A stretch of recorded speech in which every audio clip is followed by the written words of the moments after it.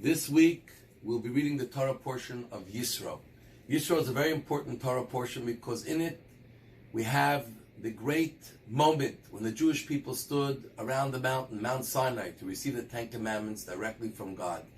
And the Torah tells us many details about the build-up from when they arrived to Mount Sinai, the 6 days until they actually had that experience standing at the foot of the mountain. Every single Jew that was alive then, every soul that will ever exist to the Jewish people was there to experience and to hear God saying the Ten Commandments, especially the first two, I'm the Lord your God, and don't have any other gods before me. But we find that Hashem made many important structures and fences. He says no one is allowed to go up on the mountain. Everyone has to stay at the foot of the mountain. The mountain is going to be holy. Only you, Moshe Rabbeinu, can go up to the top. Aaron can go up a little bit, but everyone else around the mountain. And many miracles happened to the mountain at the time. The desert mountain became green.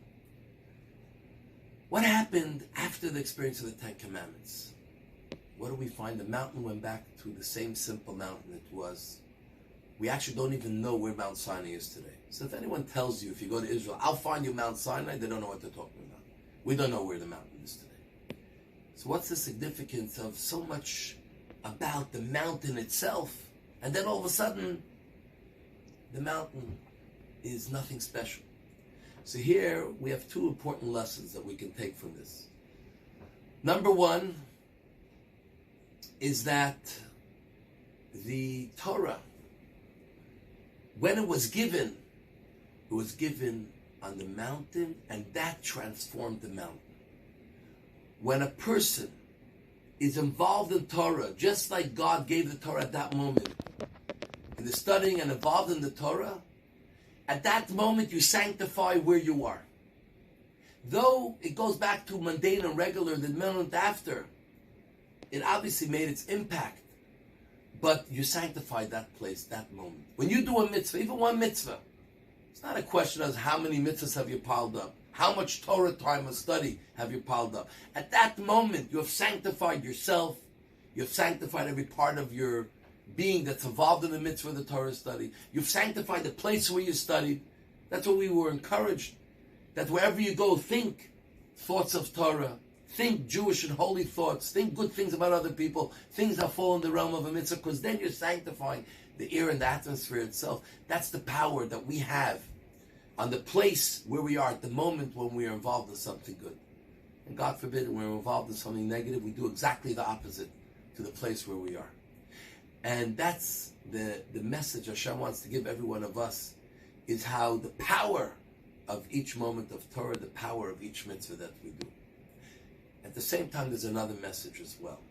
And that is that the Torah is not bound to one mountain. It's not that this happens only if you are in a certain place, if you're in Israel or you're in a very Jewish environment, that's when you sanctify.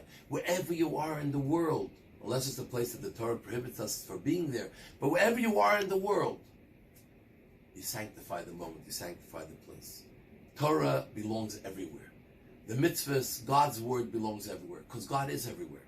And through Torah mitzvahs, we reveal the godliness that exists, the holiness, the sanctity that exists in every single place. That's the power you have, wherever you are. So take a moment, wherever you may be, sometimes in a place that you're not so usually, you don't usually find yourself. You're traveling, so take a moment, do something special, do a mitzvah. Think a Torah thought. Read something from Torah. Because that moment you're sanctifying, you're elevating the place, the environment, the experience, the moment. Everything is being elevated at that time. Wow, the power that you have. And don't think that it's gone. When you make a powerful impact in the place, it stays in some way. So this is the power we have. This is what you should all do. Try to take this week, and every week, take one moment, say, I want to sanctify some place. Obviously, it's great to do it in our homes, our workplace, but sanctify somewhere today and this week for a moment. Wow, we make the whole world Mount Sinai. So I want to wish you success in doing that.